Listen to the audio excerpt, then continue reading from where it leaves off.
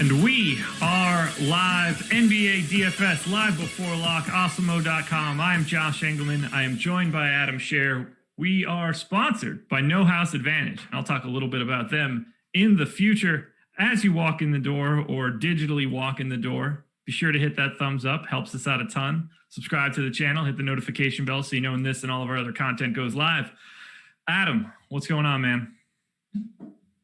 Not much. Feels like a regular season slate, kind of, with having to actually wait on news and know that it's going to break during the show. It feels different. It's the worst. But I'm not sweating it. I don't think he's playing. I don't think it's up for debate. Well, okay, I don't want to say that. He might try to get out there. Yes, I wish he would stop talking because my life's a lot easier if he doesn't play. I don't think that he can play 30 minutes today. I'd be shocked. Anything he does slightly off, it's just going to end his ankle. If they don't think he can go play 30 plus minutes, though, I don't see how they let him play.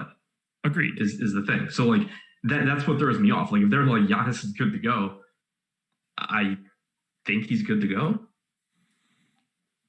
Yeah, I just see it working out exactly like it did 2 days ago. You step on 1 foot in the paint and it's game over. You're in a heat. Yeah, I think we both feel pretty strongly he's not going to play, but I'm just dreading that news at 6:15 that he's going to give it a go. His minutes will be monitored. Yeah. Just for reference sake, the Miami Heat are still 4.5-point favorites. That is a bigger number than what we were seeing on Tuesday when there was some ambiguity, which makes me think that this is very clearly worse than it was on Sunday. And the money line has been moving away from the Bucks, not towards them. Heat now up to minus 180 and change. It was minus 135 last night. So it's not looking great. I'm treating it like this dude is out. Question in chat: how long is the live before lock show? Locks at 6:30. To be fair, we did a half-hour one on Saturday that ended before lock. So really, yeah, fair enough. Silly baseball. Yeah. We're on till 6:30, my man. My bad. Well, let's talk Bucks and Heat, I guess. 112 implied total for the Heat, 107.5 for the Bucks. Let's start on the Milwaukee side. Let's assume Giannis Antetokounmpo is not playing. Who is the first guy you want in your lineup from the Bucks? Bledsoe. Okay. I think that there's a bunch of right answers, but Bledsoe. It's only the right answer is only Bledsoe on FanDuel. What's his price there? He's 5,200 on FanDuel. Yeah, that'll do it. Yeah. I have his GPP goal score 3 points less than his projection. Yeah, 6,200 on DraftKings. But the reason I say Bledsoe is that, well, aside from his absurd FanDuel price, is that he actually, over 10 games going back to last year, where he's played with Middleton and without Giannis or Malcolm Brogdon, he's actually averaged more fantasy points per minute than Middleton has. But also, I fully expect that if Giannis is out, Middleton becomes the focal point of Miami's attention, and that they're going to be more willing to let Bledsoe be the guy to beat from the Middleton. So I think that you'll probably see them look to force Bledsoe to do more. And so I think that the combination of his price being so much lower than Middleton's and his pass production combined with, kind of what I think Miami will allow him to do versus what they'll allow Middleton to do makes him the guy that stands out the most for me. Buckstar Giannis out today with a right ankle sprain. Color me shocked. That went a lot easier than I thought it was going to. Yeah, I thought we were going to get that bad boy at 625. Yeah. If I'm the Bucks, I don't make this announcement at all. Yeah, I don't really know. Obviously, they're not making this announcement. Sources tell Shams and stuff. Right. But, I lock that down. There's all the times, during the regular season where teams are, coy with information. And it's just what are you doing? It's the regular season. You're talking about your, fourth string power forward. Nobody cares. But now you actually have a legitimate star where Miami has to game plan 2 entirely different ways. And so I was kind of surprised really surprised, actually. It came out as early as it did. I'd probably make him active and do the entire thing. You have to list a starter. That's the problem. Yeah. All right. Well, then we can keep doing this the right way. They should have just listed remember that lineup that they went with the one time just to like open Greek night or whatever, where they had like Thanasis and like DJ Wilson and like all the random guys. They should have just listed that as the starting lineup, benched them 30 seconds in, and you find out if Giannis is playing. Oh man, that would have been miserable. That was the worst too, by the way. Yeah. Oh god, I forgot about that night when nobody played. Yeah. God, that's miserable. I knew I hated Bud. All right, so I'm with you on your answer for Bledsoe. He is my number one guy from the Bucks on DK. I mean, there are a lot more. Like, relative to salary, Dante DiVincenzo for 3,500 is as close to a lock, so to speak, on a two-gamer as you can get. That is going to be the most popular piece of value I would expect. How are you going to manage DiVincenzo? And then we'll get to Middleton. I'm going to put him in a lot of my lineups and then message you 45 minutes after lock bitching about how bad he's playing. Yeah, bitching because Pat Connaughton and Frank Mason are going crazy. Yeah. Or, I don't know, they'll dust Sterling Brown off, or I don't know who else. Either way. So how are you feeling about Middleton? You assume, he's going to get, let's just call it 50% ownership, even if it goes a little bit higher. I think Middleton's a really good play. The only the only thing that makes me hesitant on Middleton is that his price range has a lot of really good players in it. And I think Middleton projects better than guys like Bam and Butler because of Giannis being out. Like, you expect him to lead the team in usage, be up over 30%. He played 48 minutes, including overtime last game. I haven't projected for like 39, but it obviously wouldn't be surprising at all if he exceeds that. So from a projection standpoint, he looks better. But it's just that there are so many guys there that you can pivot to at most likely lower ownership that still have that 50 plus upside, whether it's Bam or Butler. Those two standing out in particular. You have Westbrook on Houston as well. So that's what concerns me a little bit. It's always, when you have that much ownership going to an expensive player, you just have to be right. Like, your margin for error is a lot smaller because obviously they have to do better to pay off the salary. So that's my only hesitation. And obviously Miami's a very good defensive team. They're going into this game knowing that they're planning for Chris Middleton to be the number one guy, as opposed to last game where it's kind of just like, hey, surprise, now it's Middleton. And obviously a much different player than Giannis. So I definitely have concerns, but it is what it is. Like, if this game's competitive and if Milwaukee hangs in, you expect that Middleton's having a good game. The salary clearly doesn't factor in Giannis being out. So it's still, my second favorite play from the Bucks. I want to touch on this super chat first. And I do want to give a shout out to Garth from the earlier show today with the big super chat. It got missed earlier, but just in case, Garth, if you're around, thank you for that super chat earlier today. And thank you for the super chat from Call Me Touch CMT. DiVincenzo or Pat Connaughton. This one's not close. It's DiVincenzo by miles and miles and miles. Yeah, the only like caveat there is Bud changes his mind from game to game, but Connaughton hasn't really been in the rotation much. Played like 13 minutes last game. DiVincenzo started the second half last game with Giannis out. Played plenty of minutes. He finished the game with that's the wrong game. He finished the game with 26.7 minutes, including four and change in overtime. So, but in the second half, he played 5 minutes and 10 seconds in the third. Or actually 6 minutes and 15 seconds in the third. He played like 8 minutes or 8+ minutes in the fourth. So, I mean, he got a lot of run. He started with Giannis out. If you assume that they're going to go with the same lineup they did, especially because it was effective and they won the game, it's DiVincenzo. All righty. Well, we got a little bit more to look at here from the Bucks. Oh, God. We're getting a lot of like Ersan Ilyasova questions in chat. I don't get the sense that he's going to be involved at all. Do you? I forgot he was on this team. There you go. No, I wouldn't put anything past Bud, but I don't anticipate Ersan Ilyasova getting anything more than potentially one rotation. Yeah, I mean, Ersan Ilyasova questions are basically Marvin Williams questions. Exactly. Any groups that you're worried about setting for Milwaukee? Because I think that's a pretty big decision point considering there's infinite value. Right. I think so. I mean, normally you just start by thinking about the closing lineup. Middleton, Lopez, Bledsoe, you expect will be in there. So I guess I expect Hill as well. Yeah, so do I. I was going to say I wouldn't want more than two of Hill, DiVincenzo, Williams, Matthews.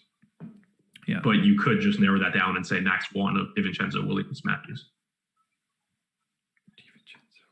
Okay. Yeah, I think that I prefer that secondary group just because I'm not worried really at all about George Hill barring an injury. Yeah. And he's 4,400 on DraftKings, so it's not as if his salary is preventative from him getting anywhere in this game. What else should we touch on from Milwaukee? Do you think they play Korver at all anymore? I don't think so. I mean, he played 21 seconds in the second half. Again, obviously everything here is kind of hedged with Budenholzer is one of the, you don't know what he's going to do. But, Korver's minutes had been down. He played a total of 5 minutes in the last game. The game before that, he played a total of 5 minutes. So I think I have Korver at like 5 minutes. I gave him 14. I gave him the Connaughton. How many minutes did you give the Connaughton? I gave Connaughton 16. I gave Korver 4. Okay, I have Connaughton at 16. All right, so. All right, let's just do this. I have Middleton at 38. Sure, yeah. I have 38. Bledsoe 34. I have 36. Okay. Brook Lopez 36. Yep. George Hill 30. 33. Okay. DiVincenzo 26. Yep. Marvin Williams 20. I actually went to 24, but that was just to get him a little bit higher. Wes Matthews 24. I went 27. Okay. Yeah, I gave Connaughton then 16 and Korver 14. Yeah, so I think they're gonna have to throw a bunch of shit at the wall today. Yeah, you just took extra minutes off of Hill and Bledsoe and Williams and Matthews and gave them the Korver. That's fine. And that's not going to stop me from getting Hill and DiVincenzo and Williams and Matthews. It does open me up to potentially get like a share or two of Korver, and I'm not super upset about that. Yeah. I'm playing 3 max and I'm not playing Korver, so I'm not really worried about it. Very, very reasonable. Yeah, I have him as like a 3% play, and that's about the extent of it, but just to hit on it. As I mentioned, Bledsoe is the lock of all locks on FanDuel. There's really no way around a $5,200 Eric Bledsoe, even at 71% ownership. I think that might be too low. I don't have anything else for the Bucks right now. Do you want to slide over to the Heat side of this? Yeah, we mentioned George Hill's minutes, but George Hill is a good value. Yeah, 4,400. He's just way too cheap for how long he'll be out there. And they're kind of going to need a bit of his creation in the non-Middleton minutes, and even more importantly, like as a secondary creator with Middleton out there. For everybody that's still asking, yes, Giannis is out. Giannis is out. If we could put that on the screen, we should probably do that. Jordan, change that ticker to just say Giannis is out. that might save some people some questions. And 1,400 people, 118 likes, fully unacceptable. I'm not doing a 10% ratio here. Let's hit that thumbs up because we're giving you the goods. This is NBA Live Before Lock with 2 of the best you can get, or at least 1 of the best you can get. Have you looked at Middleton? Have you looked at the rates for Middleton and Bledsoe when they play together without Giannis this year? Not specifically. I'd forgotten how low Middleton's usage gets. It's at 26.9% over 382 minutes. Obviously, I expect them to be staggered, but again, it's just a slight concern that I have with Middleton. It's fair. Oh God, this is going to be a wild game. I'm really excited to watch it. In those minutes, Bledsoe's averaged 1.32 DraftKings points per minute. Middleton's at 1.17. It's just such a different team. It's so wild. All right, let's go to Miami. Bam, 8,500 on FanDuel, 8,700 on DraftKings. Butler, 8,300 on FanDuel, 8,500 on DraftKings. Dragic, 7,200 and 7,200. Those are like the 3 quote-unquote stars of Miami for this one. How do you feel about them in general? Anybody you like? Anybody you don't like? How do you handle a group with those 3? It gets a lot tougher, I think, to get there, at least in like optimal lineups because of Giannis being out. For all the potential concerns I have about Middleton, I still think he projects better than Butler does. Bledsoe projected better than Dragic does for $1,000 less on DraftKings. Brook Lopez, you're saving $2,700 off of Bam. So I think it's going to be a lot tougher to get to these guys in that sense, it does make them better tournament plays, I think, just because their ownership comes down. And obviously, Bam and Butler still can go for 50 plus. Dragic has a high ceiling as well.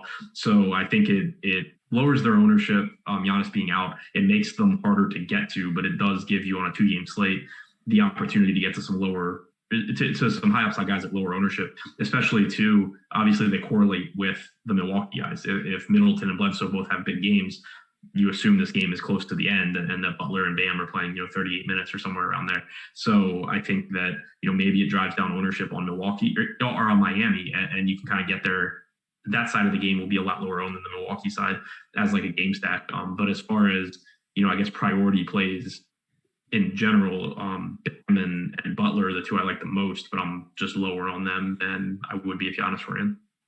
Yeah, as of right now, it looks like Dragic would be the guy that I would get the most out of the 3 Heat guys, but I'm not really. I have very little Bam. I've had very little Bam in this entire series. I don't have much Butler. I've had very little Butler in this series. Dragic is the only guy that seems to be slipping through the cracks a bit. Do you set any groups for the 3 of those guys? For Bam, Butler, and Dragic? Yeah. No. Like in some instances, I would say that you could just do like a max 2 out of 3 since they are at least to some extent usage dependent, especially Butler and Dragic.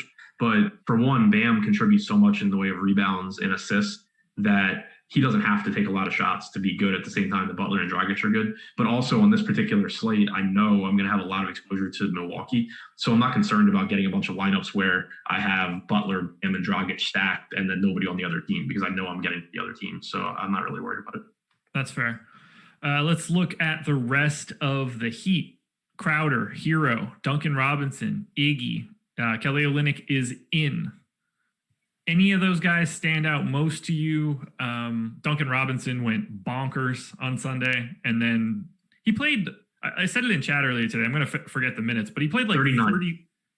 It was 39. So he played in regulation 44 minutes and then didn't play again. I didn't hear what you said. He played 39 of the first 44 minutes of the game and then didn't step. Yeah, he didn't play overtime. Yeah. So I have no idea what to make of his minutes. I had been projecting him at 26 or 27 for basically the entire postseason. I gave him 31 today. I really don't know what to do with that. Like Crowder was in early foul trouble, but those minutes went to Iguodala, and he wasn't in foul trouble later. I don't really know what to make of it. Like Hero obviously lost some minutes, but I went 31 minutes for Hero, 31 minutes for Robinson. I don't want to completely throw out what Spoelstra's been doing just because of what he did last game in a game that they also lost. So, not saying that it had to do with Robinson, but I'm trying not to read too much into that part of the rotation, but also keep in mind that it at least happened for the first time in the playoffs. Yeah, I gave them 30 apiece. I mean, they're clearly not doing anything different in terms of like a closing scenario, unless they're trying to get what they should have done 2 days ago is get Goran Dragic off the floor for additional defense, but that's neither here nor there. Yeah, so I mean, we both projected them for the same minutes. It makes both Hero and Robinson, I think, pretty useful kind of like filler plays. They're not gonna be like optimal because you have so much value coming from the Lakers and so much value coming from Milwaukee. But they're guys just, if you're kind of at an awkward price point, last guy in your lineup, and you land on Tyler Hero, that's perfectly fine. If you land on Duncan Robinson, it's perfectly fine. Yeah, that's exactly how I feel. It's really hard for them to stand out given the way this slate is made up. But yeah, and I wouldn't play them together. They're like 20% owned, and they should be. Right. Yeah, I wouldn't play them together. I wouldn't play Crowder and Iguodala. I wouldn't play Iguodala. But I wouldn't play Crowder and Iguodala together if for some reason you were playing Iguodala. You wouldn't play Duncan Robinson and Hero together? I don't think they both close. I don't think it matters if you can think people can play 30 minutes at mid fours. I mean, it's not ideal. Well, but if this were like a 6 game, if this Hero's 6,300 and Robinson's 4,700 on DraftKings. I don't hate it. Given the way that my projections are set up, I wouldn't expect to get a lot of them in 150. And if I'm going to get 3 or 4, like I don't really have a problem with it. The only time that I want to ever set that sort of stuff is if I think that I can get a lot of it. Yeah, I mean, that's fair. Normally, my rule for Miami in general has been one of Crowder and Iguodala because they're playing 48 minutes basically, and one of Hero and Robinson because for the most part they've been playing close to that. Right. Do you like Miami today? Because this entire series, and this is obviously not the same as like if I think people can win games, I have been relatively light on Miami from a DFS perspective. I think I have been too, except for one game that I was really high on Butler, and I think he was awful. But other than that, I have been too. And, again, I don't think I'll get to a lot of them. Like the main appeal for me is that they should just naturally be lower owned because they're not the same level of value as the Lakers offer or as Milwaukee offers. So, and they positively correlate with the Milwaukee chalk. So I think that's the main appeal, but I don't anticipate, getting tons of these guys. Okay. Is there anything else we should touch on for this game as a whole? Anything that you are thinking about? Anything you think could be going overlooked? How do you feel about game stacking on 2-game slates? I'm not really sure what your thoughts are on that. I don't really care all that much because I think that it's just going to naturally do that over 150 lineups. If we're talking about trying to play smaller field stuff or a 3 max where you're trying to be a little bit more manual with the process, it makes a lot of sense to me just because if one of these games scores 240 points total and the other one scores 200, there's just going to be significantly more fantasy points in one than the other. And there's an advantage to being on that side. So that's typically how I feel. Yeah, that's how I feel too. Like if I'm playing 150 lineups normally, I'm not going to force everyone to have 5 or 6 guys from one particular game. But I have had some success in 3 max stuff by doing that. But this is a slate that I'm not really sure I want to because So normally, especially in the playoffs, normally it's okay, the starters are expensive, they're playing big minutes, and you need a high scoring game where it stays close. And in a lot of playoff games, if one side, the expensive players pay it off, so does the other side. But with the way this slate sets up because of Giannis being out, you have a lot of guys on Milwaukee that no matter what happens in that game, they can pay off their salary pretty easily. You have a lot of guys on the Lakers that no matter what happens in that game, that, at least a couple of them can do well. But also, as far as who you're paying up for, LeBron and Davis, those guys can have big games without you needing to have any one particular player from Houston because of how much Houston's production is spread out. So I think it sets up a lot differently than a lot of these other slates. So I don't think I'm actually going to be forcing game stacks. I'm sure I'll naturally get some, but I just think that it's a little bit different slate than we've seen throughout the playoffs.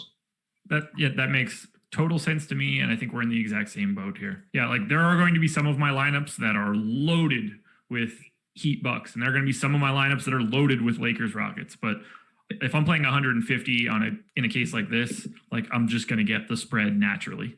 To go back to my point about the Miami guys probably being a little bit lower owned and positively correlating with Milwaukee, I just tweaked my projections a little bit and just ran my optimal lineup. $4 for Lakers. I think that's going to be a pretty normal occurrence. I have the same. We might have the same optimal then.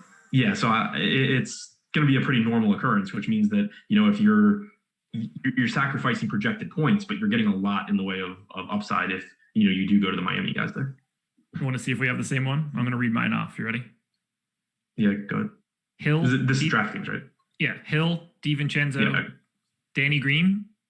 Yeah. Okay, AD, Brooke Lopez, Bledsoe, LeBron, Rondo. Yeah.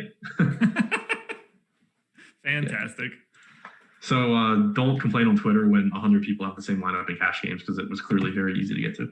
Yeah. And we're geniuses. Yeah. Well, one of us. We'll let you guys figure it out.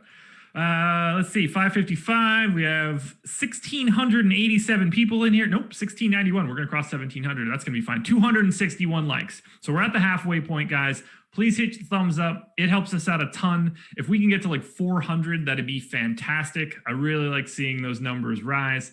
It's honestly an ego boost to me, which I probably shouldn't tell you guys because I feel like you'll stop hitting it if it makes me happy.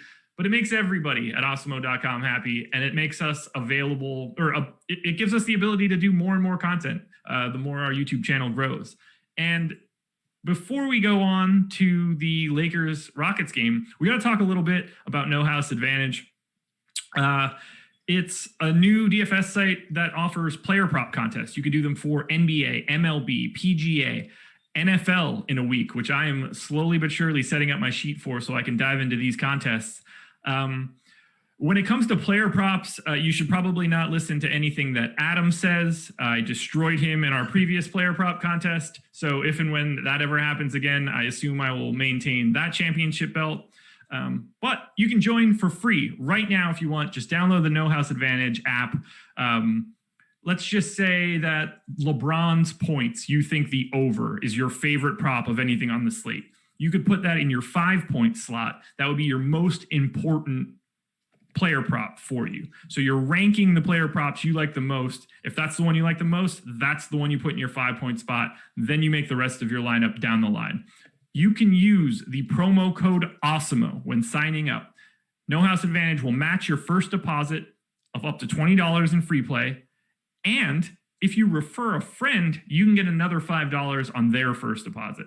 Beat your friends, not the house. Win big with player props today. Go check out No House Advantage, a place where Adam wants none of my smoke. Dude, that came out naturally. That felt real good. Rockets and Lakers.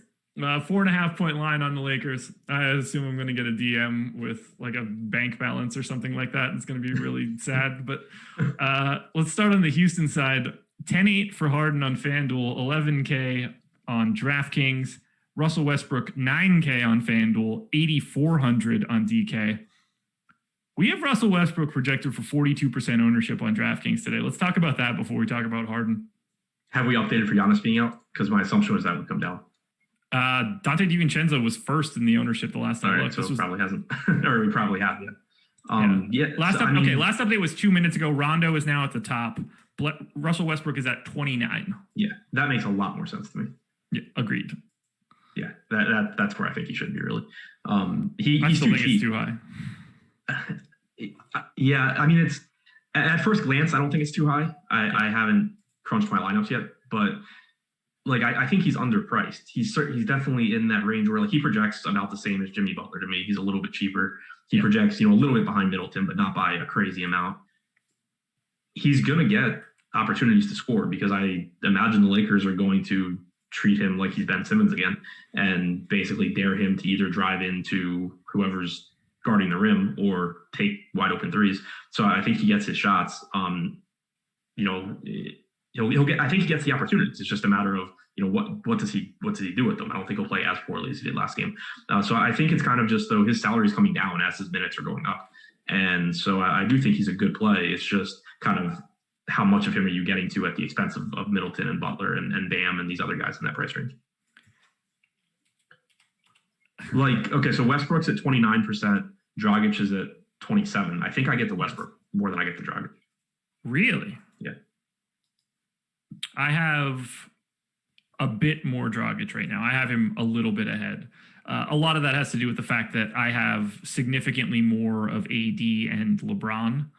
And if I'm going to be going up there, like saving salary is more important. So I do have a little bit more Russell Westbrook than I thought I was going to get, but he was also projected for more ownership before, and that was making it really easy to not have him. Let's talk about the rest. Well, let's talk about Harden, I guess, a guy that I have been not interested in at all, which is a really weird feeling. But when Russ is in, it makes me significantly less interested, and he grades out poorly. This will be another slate where I have 8% Harden right now. I had him in one of my 3 lineups last slate. He was like 7% owned. And in that case, I like being there just because it's James Harden on a 2-game slate at low ownership. But right now we have him projected at 26%. We don't have him that far behind Davis and LeBron. I think he projects worse than Davis and LeBron. Like if ownership's going to be similar, I would rather just go to those two. Plus you have Westbrook, who's just so inexpensive, and Harden is still basically priced for Westbrook to be out. So I'm with you as far as thinking that Harden isn't a great play here. Ownership considerations are the only thing that could possibly get him there. But right now it doesn't look like he's coming in low enough owned. And it's not like the Lakers are a bad defensive team by any stretch. So, and they're obviously doing what they can to force guys not named James Harden to beat them. So I don't really have anything positive to say about Harden at his price point other than if he ends up being really low owned, then it changes a little bit. We are on the exact same page here. If we touch on the rest of these guys, Covington and Gordon are both in the 40s in ownership on FanDuel. I think that's super reasonable, particularly for Gordon. We'll touch on the rest of these guys. Covington at 30 on DK. Eric Gordon, 18. PJ Tucker, 16. Daniel House, 15. Jeff Green, 14. I really like Tucker and Gordon today on DraftKings. How are you feeling about it? Not as high on Covington, who seems like he's already getting the ownership. Yeah, I'm not really high on any of them. Like Covington projects the best for me relative to his salary, but like you said, the ownership's there too. What do you have him projected for, by the way? Sorry. What'd you say? What do you have Covington projected for? Points, like minutes. 30, almost 32 DraftKings points. Okay, thank you. So one thing I did notice when I was actually just like hand building my dummy lineup earlier, and I kept just landing at like a really awkward price point where Robert Covington fits. And so, if that's the case, that's fine. I can see why, you'd be getting to him. I think that Gordon is more expensive than I would like. I just don't like him when Westbrook and Harden play because the peripherals go down so much and you're basically just counting on him to knock down threes, which he doesn't really do at a consistent rate. So he's expensive enough where I don't think I really get to Gordon. PJ Tucker is fine. His salary's come up a little bit. He played really well last game, obviously. Been doing a good job getting rebounds. And the Lakers did go smaller last game. I think that will be the case again here. So, a little bit easier for Tucker to get rebounds potentially. He's someone that, you certainly could just kind of fit in as the last guy in, but on DraftKings, he's only center eligible as well. Daniel House, I think, is probably the guy I get to the most from the Rockets out of the wings because he's still only 4,100. You got about 27 minutes last game. Obviously, those minutes are pretty volatile between him and Green and Gordon to some extent. But I think that since these guys are so similar in their production, going to one of the cheaper ones has some value. Yeah, as of right now, Gordon and Tucker are the guys that are leading me for exposure on the Rockets.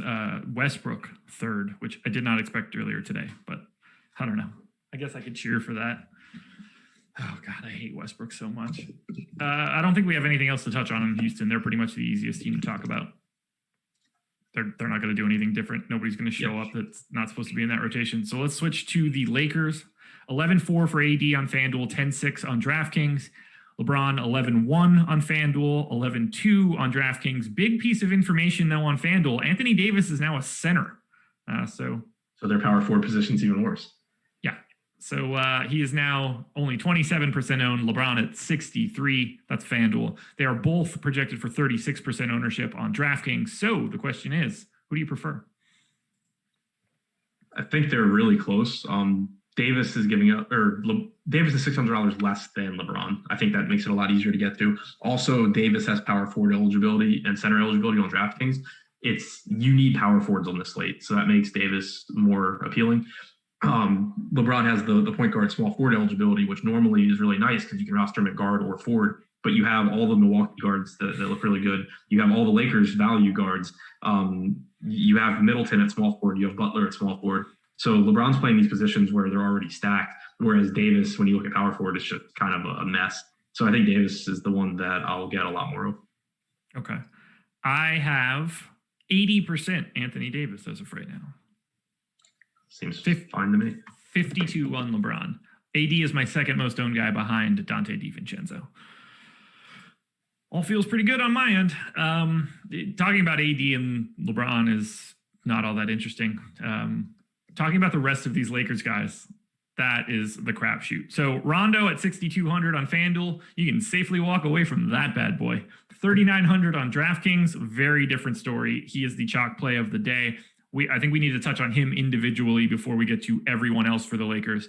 How are you treating Rondo at that silly price tag on DraftKings? I'm playing a lot of him. I mentioned it this morning. I was really hesitant to get to him last slate. Obviously, or as hesitant as I'm ever going to be about like a $3,300 Rondo. But in the prior game where you saw Rondo play like 24, 25 minutes, Alex Caruso was in foul trouble. And so I didn't know how much of Rondo's minutes were as a result of that. And with a bunch of the field going to Rondo, I came in underweight. It obviously didn't work out. But last game, you saw JaVale McGee play a combined like 8 minutes. Dwight Howard did not, or JaVale McGee played 8 minutes. Dwight Howard did not play. Yeah. So seeing them go smaller, I think Howard not being in the rotation was the really big thing. It opens more minutes for these small lineups where you're getting more Markieff Morris, but also minutes for both Caruso and Rondo. You actually saw them close alongside each other in that game. So you ended up getting about 29 minutes from Rondo, about 26 from Caruso. The fact that Caruso got his minutes and Rondo still got his makes me a lot more confident in Rondo. Yeah, that price tag too is just really difficult to overlook. He just shouldn't be 3,900 right now. It's like, I don't think he's very good at basketball, but for DFS purposes, 3,900 is going to be tough for him to really choke on. 67.6% of the ownership is a little nerve-wracking to me. I think that's a tad high, but at the same time, like, there's not a ton of value below him outside of, I don't know, just DiVincenzo probably. Right. And the thing is, because you have so many guys at the top and also at like kind of the upper mid-range on this slate, it's not like you're building lineups with one value guy. Like it's not like you're saying like, oh, well, I'll just go all DiVincenzo and no Rondo or something. Like you're playing both. You're probably playing Hill too. Like there's not a lot of good value to pivot to that wouldn't already be in your lineup alongside Rondo. Yeah, we are lockstep once again. What are you doing rules wise? Because I'm trying to set mine right now and I'm just staring at it, going back and forth on what I want to do for the Lakers rules. Let me pull it up. I guess that could lead us to this next point of what do we do with Kuzma, Danny Green, Alex Caruso, KCP, and Markieff Morris. I don't think that we have to worry too much about JaVale McGee. I don't get the sense that he is going to suddenly play 30 minutes today. If he gets to 12, I'd be shocked. We'll see, however. So for my groups for the Lakers, I set an Atmos 2 of KCP, Markieff Morris, Caruso, and Kuzma. Okay, I did that with Rondo instead of Kuzma. Okay. Because he's 3,900, I just don't care. Yeah, I think you're right. Because I was trying that was kind of what I was doing, was like I was looking at it. I was gonna end up building two separate rules, like one for the guards / wings, and then one for like Morris and Kuzma, because I don't think they're gonna play Kuzma at the 3. Yeah. I did one for Morris and JaVale because I have JaVale projected enough that I can get him. Right. And I could get quite a bit of Markieff, and I definitely didn't want both of them. Right. So I have an Atmos one for those guys. But definitely that first rule is the only one I have. And then nothing else for like AD or LeBron or anything like that. Right. Okay. So Atmos 2, Caruso, Caldwell Pope, Morris, Kuzma was the one that I was most interested in, because you assume that Danny Green's in, obviously LeBron and Davis, you assume Danny Green's in the closing lineup. Yeah. And most likely Rondo, but even if he's not, if he gets like 24 minutes, he's paying off the salary. Do you think the second best player on the Lakers will be in the closing lineup today? The second best player on the Lakers? Yeah. Oh, sorry. This is from Dion Waiter's perspective. Oh. Sorry. Call back to your tweet. Didn't work. Yeah. What are you going to do? 1,850 people in here right now. Hit that thumbs up, guys. Yeah. What do we do with Markieff Morris? Does Markieff Morris just bang 4 threes in 90 seconds again? I'm really scared by my Morris projection because I have him at like 16 DraftKings points, which seems low. Yeah. I have a lot of Markieff Morris right now, but I think that's trending positively, at least from like a playing time perspective.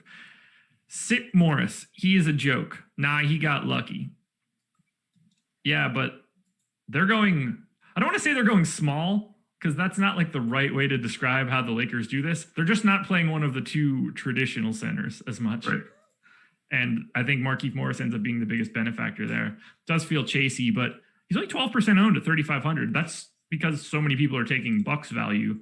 Yeah, makes me feel like that's a little bit more viable. The thing about Morris that's really nice is that he's a power forward. And so you're getting value there, and it's letting you pay up at these positions that are stronger, as opposed to wasting every guard spot on value, basically.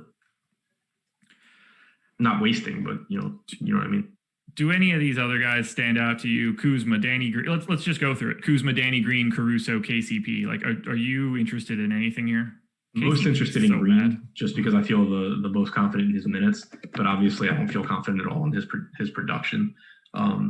Caruso, I would say Caruso would be like the natural pivot to Rondo, but again, they kind of played alongside each other, and he doesn't produce at the same level as Rondo. So I don't think they really negatively correlate so much as one just is better from a DFS standpoint than the other. Is there anything else we need to touch on from the Lakers side? I don't think so. I mean, it's just in 150 max, like with the Bucks, it's kind of just, you're going to get a lot of DiVincenzo, a lot of Hill. With the Lakers, I think you're just rotating through these guys. Like, they're all basically priced the same. They all have the same range of outcomes, kind of excluding Rondo here, but you're just rotating through Green, KCP, Caruso, Morris, whoever else I missed. I think that was all. Yeah. It is rotating through these Lakers guys is really unfulfilling. Every time I I look at my lineup and I'm like, oh yeah, like it's so easy to envision like the game where one of them hits like 6 threes, but then they never actually do it. Yeah, it's the Morris game. Right. Only I had KCP. Now today I have more. I actually did get I got the good KCP game the other day when he had like 28 or whatever against, I don't know, Portland. The other series? Yeah. I have oh my God, I have so much exposure to the Bucks, like even more so than the public. And it's going to be a Wes Matthews day or a Kyle Korver day, the ones that I don't actually have. Okay, so we've gone through both games. Any like holistic thoughts to the slate? Because we've got 18 minutes until lock, and I think we could take a bunch of questions since we have 1,800 plus people in here. Yeah. No, I don't really think so. All righty. Well, that's the call for questions. Premium Slack, get your questions in. YouTube chat, get your questions in, but only if you get those likes up. I'm not taking a single YouTube question until the likes hit 550. So the gauntlet has been thrown. You guys have to hit that thumbs up and get over 550. Ooh, and we got another super chat at 543 that I missed from Zach Gerhardt. Zach, I apologize. Marvin Williams a better value than Kuzma now? I have Kuzma on DraftKings at like 4.5x. I have Williams at more than that, but it depends what you're talking about value. Like, yeah, 3,600 is a better like point per dollar play in Williams. Kuzma I think still has the higher ceiling, even though I don't think he hits it that often.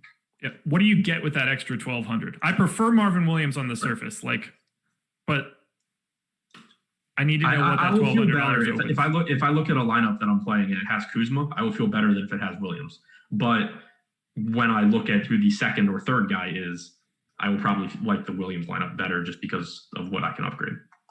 The real problem here is that like you can't get from the upper mid tier to the top. Like you can't save that $1,200 and go from Butler to somebody better. There's a chasm there that it becomes useless. So you're not upgrading there. You really need to like make a different change. 523 likes. You guys are getting there. You guys are getting kind of close. George Hill or Dante DiVincenzo? Both, but yeah. I mean, they project similar. I think I have DiVincenzo at 20. I have Hill at like 24.5. So when you factor in their salaries, they're still just about the same. Yeah, I think that Dante DiVincenzo is the best play on DraftKings today, just because it makes DiVincenzo still scares it. Like Hill's minutes are solid. Yes, DiVincenzo can lose his real quick. Not saying that's the most likely outcome, but like the downside in Dante DiVincenzo's minutes today. Ignoring like foul trouble or injury or something like that. What do you think the downside of his minutes are today? 20. Okay. Does that even matter then at 3,500? Well, yeah, because when you're talking about him versus Hill, like. Oh, yeah. Annoying. Not you. I have a hole in my sock. Yeah. I hate that. Ownership just came in, I believe. Last update 2 minutes ago. Shazam, Chris Middleton, highest owned on DraftKings, 64%. DiVincenzo 2, Rondo 3, all three guys north of 60. I might end up fading Middleton, and it's not going to be fun. I mean, that basically just comes down to who else wins the 8K tier. Right. It's that there's stuff to pivot to in the 8K range, and that is comparable to Middleton that there's not in the other ranges. Yeah. Did we talk about Rockets rules? No. Do you want to do that? Yeah, just because I'm forgetting what I normally do. I normally do what max 2 of House, Gordon, Green. We assume Tucker's closing. Gordon normally closes. I just really don't want those guys all together. I do House, Green, Rivers, Covington, Tucker, and then I do max 2-3 of Harden, Westbrook, Gordon. Yeah, that makes sense. Yeah, I like that. Because I don't mind including PJ Tucker in that, just because while I like him and I think that he's a good play today, it's not as if like I think all of these generic dudes are just going to go crazy and the Rockets play well. Yeah, we've talked about that before, that when you're talking about guys that have to run into more rebounds than normal, there's only so many rebounds, like rebounds negatively correlate. Right. So yeah, we've talked about that before. All right. Last refresh since I got that new ownership poll, just making sure nothing crazy has happened, and it hasn't. AD now my most exposed player, Dante DiVincenzo second, Eric Bledsoe third. And we got the 550 likes, so shout out to the YouTube chat. I will actually answer one of your questions. Crowder playing. Yes, he is. See, there you go, YouTube. You're welcome. Don't think that was the question you guys were looking to get answered, but what are you going to do? I'm just kidding. Middleton or Westbrook? So there's the question right there. It really depends. Well, Middleton is the better play. Yep. It really depends what the rest of your lineup looks like. But yeah, if you've taken some contrarian stance somewhere, like if you're fading DiVincenzo or you're fading George Hill, just play Chris Middleton. If you're playing all the popular guys, then play Westbrook. 3v3. This one's going to be brutal. Westbrook, Butler, Kuzma, DiVincenzo, Harden, Covington. That one's easy for me. Westbrook, Butler, Kuzma. DiVincenzo, Harden, Covington. Westbrook, Butler, Kuzma. Huh. Okay. DiVincenzo, Harden, Covington for the win on this side. Actually, yeah, no. I think it's that one. I don't know. DiVincenzo is just so much better than everybody else in that group of six. What? Oh, you mean like point per dollar? Yeah. Yeah, okay. DiVincenzo or Matthews in a DK GPP? It's impossible to answer that question. Yeah. It's fully dependent on the other side of your lineup because those two guys are separated by like 60% in ownership or 50% in ownership. Right. Like there's the answer in a vacuum is just DiVincenzo, but like if I'm playing 150 lineups, there's going to be lineups where within that one lineup, the better play is Wes Matthews. Yes. Marvin Williams or Markieff Morris on DraftKings. Now we're talking. Keith. Yeah, I agree. It's Keith.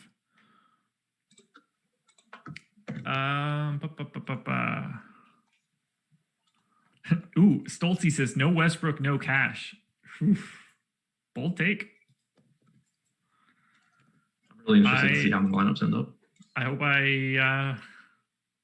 I cash because I'm not going to have him. Is playing LeBron and AD while fading Middleton dumb? I don't think so. No, I don't think one has to do with the other. Like it's not like you could say it was dumb if the Lakers were playing the Bucks. Yeah, but I don't. No, if LeBron and AD just go ham sandwich over top of Chris Middleton, you won't need that $8,600 Chris Middleton. Yeah, and yeah, I'm not worried about playing them together either because Houston can hang in the game without there being one specific guy on Houston that goes nuts. So it's kind of like I was talking about earlier with not liking game stacks quite as much on this slate as normal. Like you can, there are a lot of matchups where for LeBron and Davis to have monster games, you know exactly who on the other team's having a monster game with them. That's not the case for Houston, so I'm fine just playing both of them and doing whatever you want with the rest of your lineup. And we've seen a lot recently in the playoffs where even if this game gets out of hand for the Lakers, those guys are probably going to play 36 minutes. Like these guys are playing deep into the fourth in blowouts. Like the Celtics last night had starters out on the floor for a while they were smacking Toronto, which much to my chagrin, then they went to Cantor over Robert Williams, which really felt like a kick in the junk. But anyway, neither here nor there. DiVincenzo's starting. We didn't expect that. Over under, please stop naming all of the individual Bucks that are starting, like Middleton and Bledsoe. Not helping. Just spam in chat. 9 minutes to lock. Cash question, DK cash question. Anthony Davis and Covington, LeBron and Crowder. Probably Davis, Covington. That is so close. Yeah, I think it's really close. I have Covington and Crowder as essentially the same play, same ownership. I would take the AD side just because I have AD a little bit ahead of LeBron, but I mean, that is just, I can understand why you're asking that question.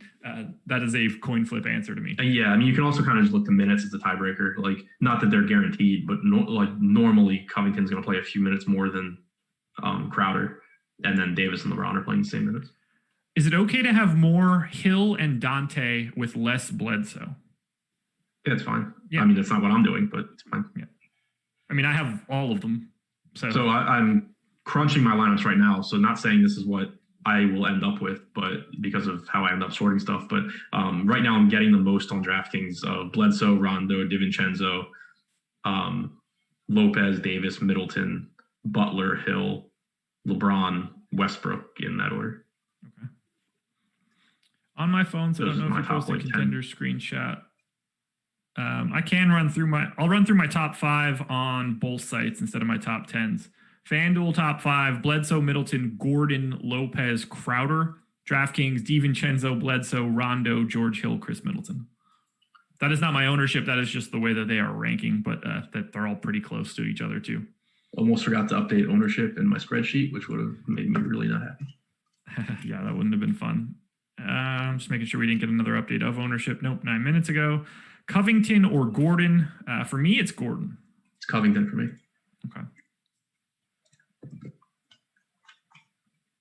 Okay. Gordon being almost half of the ownership is so appealing. Gordon might be like my worst projected play relative to salary on the entire slate. You do hate him though, don't you? Depends who's playing. In this case, those are the guys that you don't want playing. Like when Westbrook is out, I end up rostering from every slate, and it doesn't go well. When they're both in, I just never play them. Would you pair Marvin Williams with Middleton on FanDuel? That's a you question. It wouldn't matter. There's not you can. I know that's not a great answer or anything, but there's no reason not to. As answer as you can give. Well, there's no reason to do that. There's no reason not to do that. They're not tied to each other in any real way. Yeah. I have no problem with it. Marvin Williams for 4K on FanDuel looks okay now that AD isn't a power forward. All right, this guy's gone. Take a break, buddy. Ooh, would you pair Marvin Williams with Middleton on FanDuel or pivot to Jimmy Butler?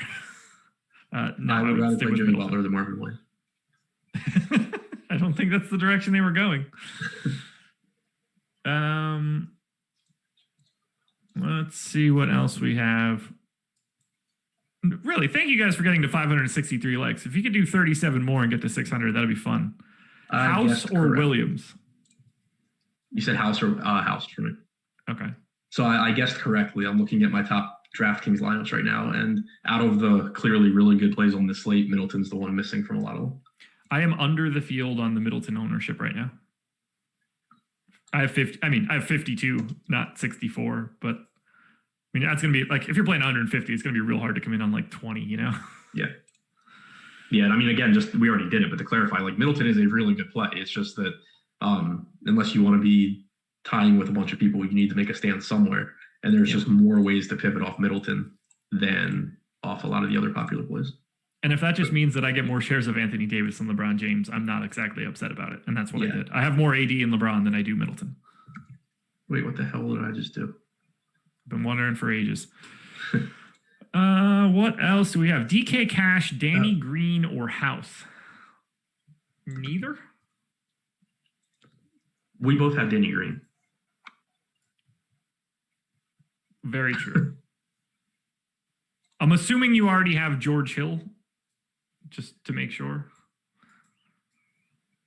Look, yeah. The answer is Danny Green. I have him miles ahead of Daniel House. But I'm not getting a whole lot of Hill either. I don't know why that is. Hero or Robinson on FanDuel? You just throwing that one to me while you work? Yep. Fair enough. I have Tyler Hero pretty significantly ahead of Duncan Robinson. Duncan Robinson is $300 more expensive today. Any thoughts on Kuzma in a FanDuel GPP? Yeah, he's actually the highest rated power forward I have on FanDuel today relative to salary. So totally cool with it. Positive leverage on that spot. He and Marvin Williams. Can you play Covington and Crowder in the same lineup in a DK GPP? Absolutely. There's literally no reason why you can't do that. 4 minutes to go, guys. Get your lineups in. I am going to double check to see that I actually am following my own advice. Because my memory is, I've got the memory of a goldfish. I could put my lineups in 10 times without ever making a change because I'll forget 2 minutes later. I did that with MMA the other day, and it made me like $3,500. No, but congratulations on that bad boy. Yeah. I swapped off. I would have qualified for a live final. I swapped off it, but I also forgot to put my entire like CSV up, my new CSV in. So I ended up winning stuff with a lineup that I wouldn't have played. That always feels good. Yeah. Would you pair Hill and DiVincenzo on FanDuel? So Bledsoe, Hill, and DiVincenzo are all point guards on FanDuel. I have no problem having Hill and DiVincenzo. I have no problem having any combination of those Bucks guys on FanDuel. Bledsoe is the clear best option because of his price tag. He's $400 more expensive than George Hill. That's broken. But yes, Hill and DiVincenzo will probably be the second most popular pairing, depending on how much people get to Russ. Let's see. Robin Lopez active, Giannis inactive, so they won't do any weird stuff. Jeff Green or Marvin Williams on FanDuel? Marvin Williams by quite a bit.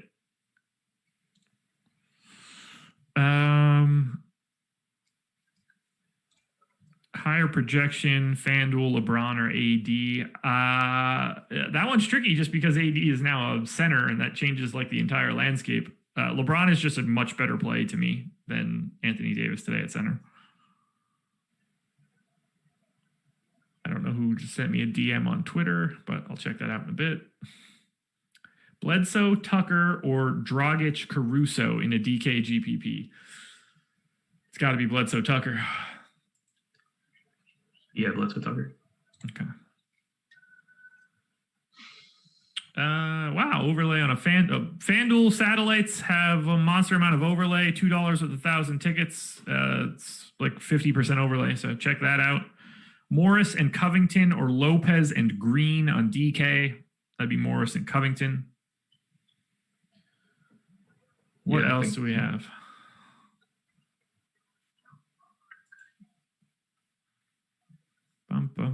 Rank Butler, Middleton, Westbrook, and Bam. I see where you're going with that question. What was it? The 8Ks on DraftKings. Yeah. Here, I'll see what if I were playing 150, what my exposures would look like. I'd have 25% Middleton, 33% Westbrook, 55% Butler, 13% Bam. Mine goes Middleton, Westbrook, Butler, Bam. Go Bucks tonight, man. Go Bucks. All right. This question doesn't matter all that much. You don't have to think about it. It is 3-1. If the Bucks win today, do we see Giannis in Game 6? Yes. If the Bucks win today, do the Bucks win the series? Yes. Oh, God, that would be so sick. Are you answering that just because of how we feel about Giannis? Yes. Okay.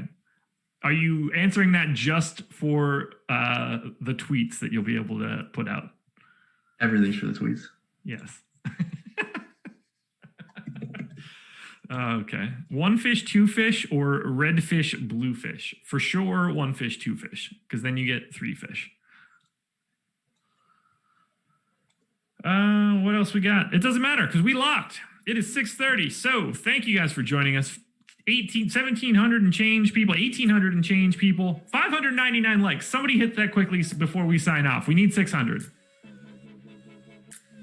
Don't play that music. All right, we got 600. Now you can play that music, Jordan Klein. Thank you guys for joining us. Shouts to No House Advantage for being the presenting sponsor.